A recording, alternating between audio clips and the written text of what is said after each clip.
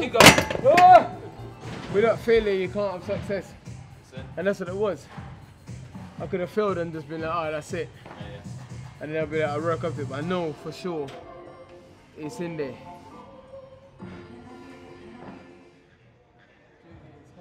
Dillian's been training at Loughborough University now for over 2 years, and his progression's been excellent. And he really has changed as an athlete. I think he's made great strides.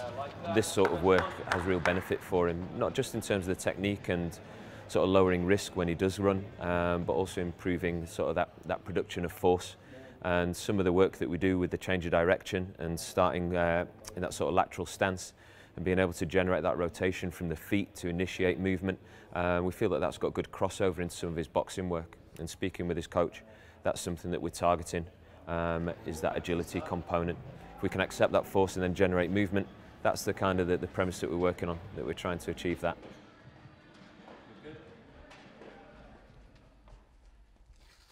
The strength and conditioning side, the guys at Loughborough University, we always communicate once a week at least, and kind of nip and tweak along the journey.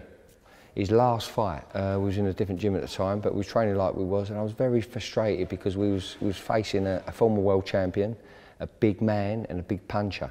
I knew what would bother this guy. I knew what would bother him, and it would be angles and stepping off the line.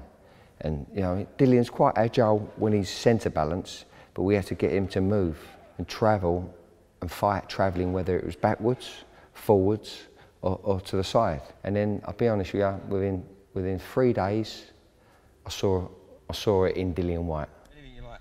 Bam, bam, bam, bam. That was different. Jack. Bam. Good. Bam, bam. Good. Now you're going through. Good. Very nice.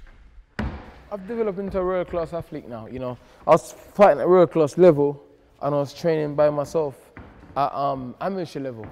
You know, and it's crazy just competing with world level athletes. And now, it takes a couple of years to get there, but I'm getting there sharp and rapidly.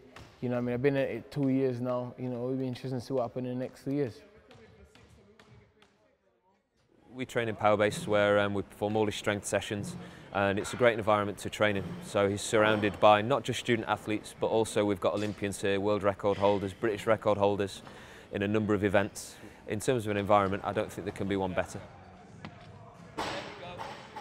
A bit like this morning, there's still a high component of technical competency, which is limiting the weights that we're using. So we're not going up to his absolute limit where he might start to lose technique. We're still trying to focus on things. So we're using other exercises to drive sort of the physical components, but we're kind of keeping an undercurrent of that technical theme. So still working on the coordination side of things, still working on that stability element, along with that controls. They're building me from the ground up again. So they just been working everything, and I just become stronger physically and mentally. Confidence is higher. I've always believed I was unstoppable anyway, but now I'm just having the conditioning and the core stability and everything behind it to balance it. You know, I never had any physio or anything in my career up until I came to Loughborough. So Dillian's camp is obviously quite intense, preparing him for his fight. So part of the physio side of things is to make sure that it's maintaining everything he has and all the gains he has, but also acting as an injury prevention. So whether it's showing him exercises or making sure his soft tissue is good and that he's moving as well as he can be. So at this level, it's all about margins. To a certain degree, a lot of the boxers are at the same point. It's who has that extra margin, who has that extra drive, who has the extra will behind them and the team behind them to help develop that. And obviously Dillian is massively naturally talented as it is anyway, but with this added boost of Loughborough University behind him, just giving those extra margins to really put him at the top of his game.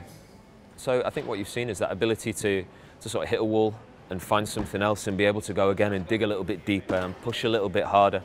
And I think that's just from somebody that doesn't quite know his own physical limitations yet, because we haven't quite got there, we haven't quite achieved that, and he is still, we spoke this morning again, that he's still developing, still growing as an athlete and still becoming better in everything that he does, more athletic, slightly stronger, more powerful, better control, better coordination, and I think there's always another way to try and sort of change the angle and to find something else.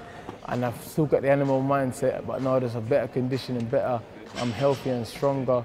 I couldn't have trained any harder for this fight. I don't believe there's anything possible I could have done any harder. I feel I've given it my all. I've pushed myself to beyond my limits, man, you know.